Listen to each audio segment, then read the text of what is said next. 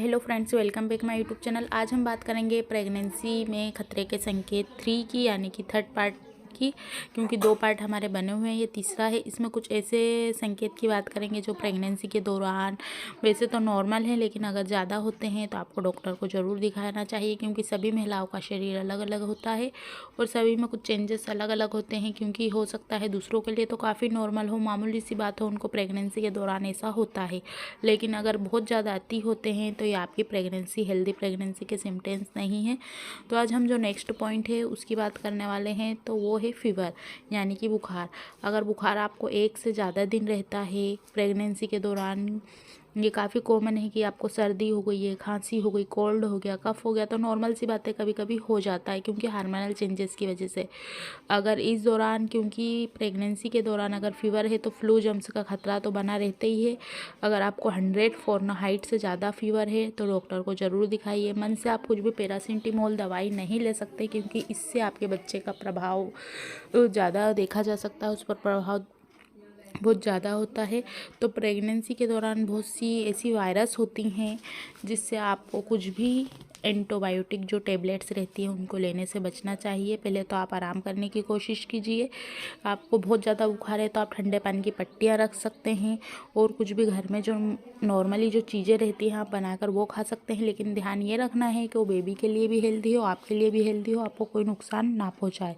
अगर 1 दिन से भी ज़्यादा आपको बुखार रहता है, यानी कि 100 फ़ारेनहाइट से ज़्यादा रहता है, तो डॉक्टर को दिखाइए। मन से कुछ भी दवाइयाँ ना लीजिए।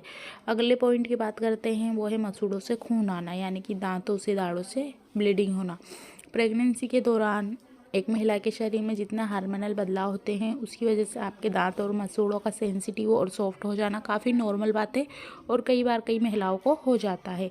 इनमें सूजन भी आ सकती है। मसूड़ों से अगर लगातार खून आ रहा है तो ये पेरियोडोंटल डिजीज का खतरा हो सकता है, इसमें इन्फेक्शन बढ़ सकता है। तो आप आपके डॉक्टर को ज़रूर दिखाइए।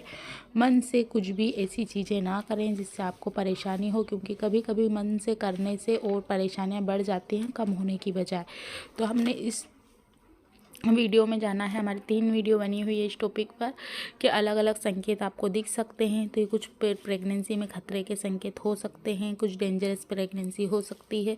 अगर आपको ब्लीडिंग हो रही है बहुत ज़्यादा तो आपको डॉक्टर को दिखाना चाहिए। पेट में दर्द है बहुत ज़्यादा लगातार है तो आपकी अल्ट्रासाउंड की जाएगी, उसके थ्रू देखा जाएगा कि आपका बच्चा है, बेबी सेफ़ है या नहीं। अगर आपके हाथों पर, चेहरों पर, पैरों पर बहुत ज़्यादा सूजन है तो ये भी सही नहीं है।